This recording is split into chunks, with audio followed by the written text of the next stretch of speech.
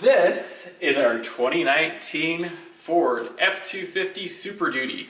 We picked it up to carry our camper. I'm going to go over the different features and options that we got with the truck.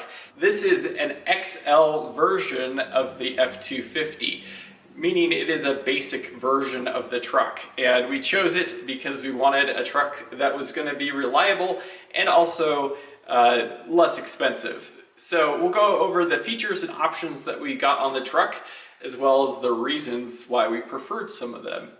The first thing we got was the 6.2 liter V8 engine. Now for 2020, there is a 7.3 liter V8 engine, as well as a 10-speed automatic transmission. So many gears.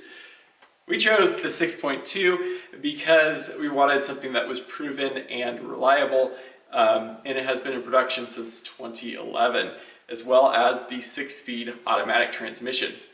It also is four-wheel drive, which with four-wheel drive you get the Dana 60 front axle with locking hubs, which are handy for just a little better fuel mileage because you can run it with it fully unlocked in two-wheel drive, so it's not spinning the four-wheel drive components.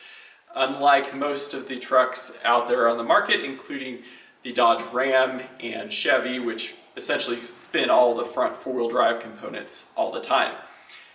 This truck is also a crew cab, so it's got the 4 doors. They're actually quite large doors. They're almost comparable in size to the Mega Cab that Dodge offers. It's substantially larger than the standard 4-door Dodge pickup truck, and it's probably more space than we need, but we figured it would be handy for storing things. We're going to be taking out the rear seat and building a storage platform for bikes and other recreational gear. The truck box is a short box, which for Ford, their short box is actually a bit longer than the competition.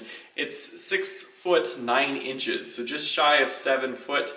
And unlike the Dodge, which is only 6 foot 4 inches, so it's 5 inches longer. So it's kind of an in-between bed length, really. And then in the back, it's got, of course, the standard trailer tow hitch. And then it's got this standard four-wheel drive package with its larger kind of off-road tires.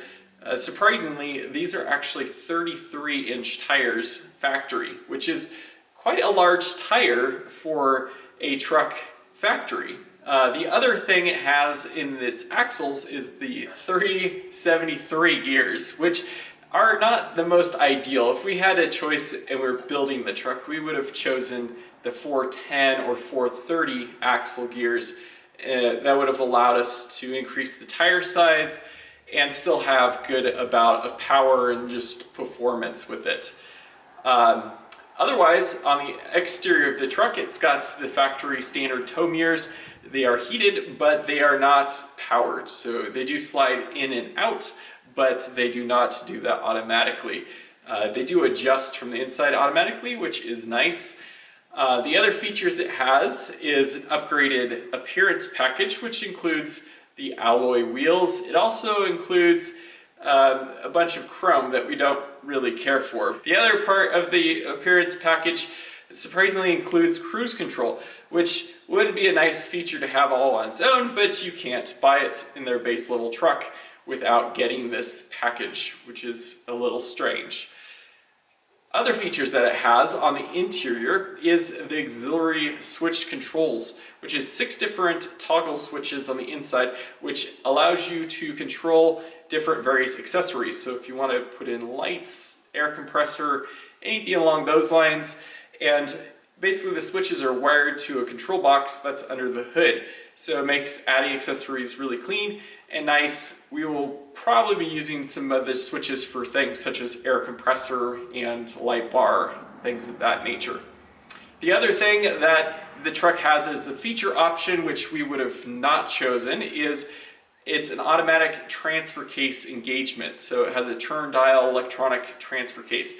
The base level version is a manual shift transfer case, which is on the floor, which would have been much preferred. It's just one less thing to go wrong or hang up on you while you're out in the middle of nowhere.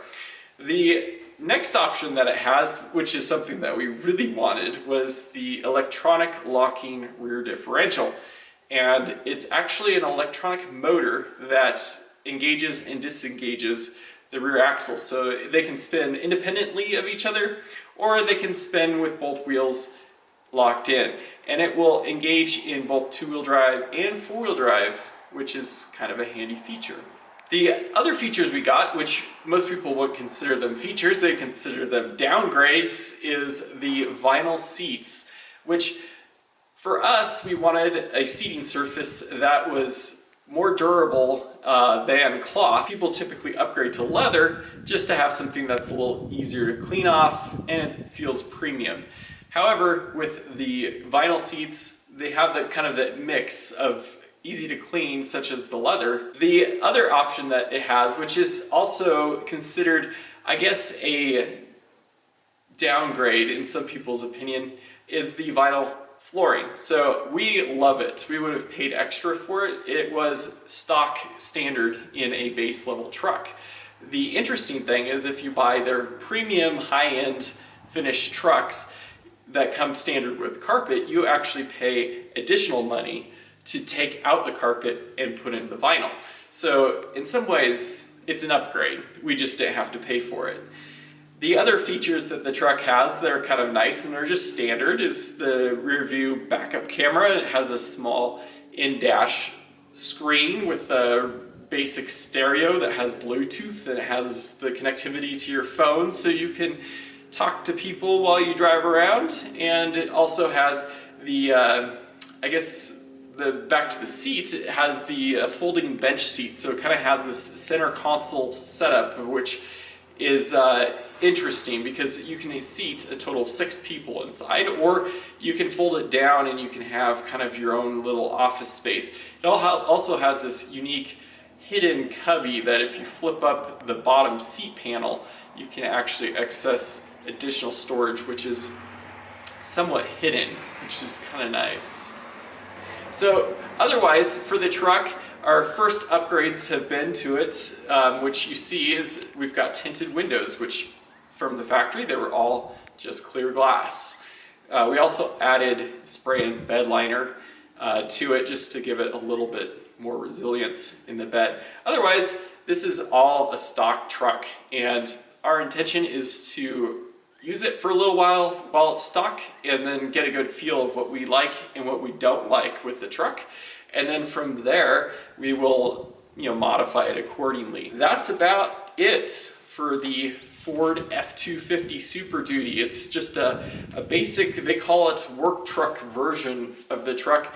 However, for our purposes, using it as a vehicle that's going to travel in remote areas and travel off-road, we wanted something that was just durable and utilitarian. And I think this truck will probably serve that purpose well. Thank you for watching, and if you like what you see, be sure to subscribe. You're videotaping. Oh.